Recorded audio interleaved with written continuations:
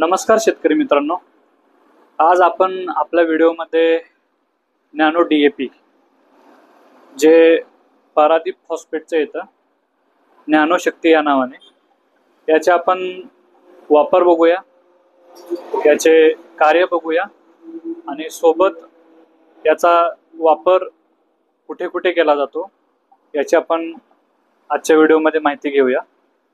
तर शेतकरी मित्रांनो, नॅनो शक्ती म्हणजे नॅनो DAP याच्यामध्ये 6% नायट्रोजन आणि 16% फॉस्फरस येतं, म्हणजे 6% नत्र येतं आणि 16% हे स्फुरद होतं।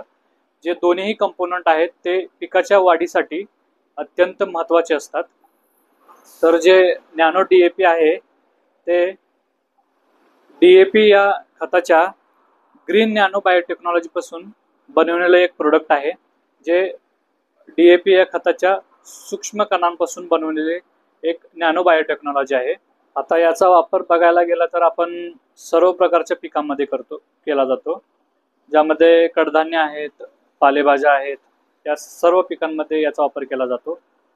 त्या नॅनो DAPचा वापर केल्याने आपल्या पिकामध्ये एक ग्रीनरी येते, हिरवेपणा येतो, सोबत आपल्या पिकाची जोमदार वाढ होते आणि आपल्या पिकाचा जो फुटवा आहे त्याला पण चालना मिळते।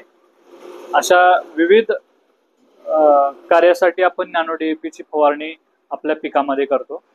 नॅनो DAPचा वापर हा आपण फवारणीसाठीही करतो, तसेच सीड ट्रीटमेंटसाठी म्हणजेच बीज प्रक्रियेसाठी पण केला जातो।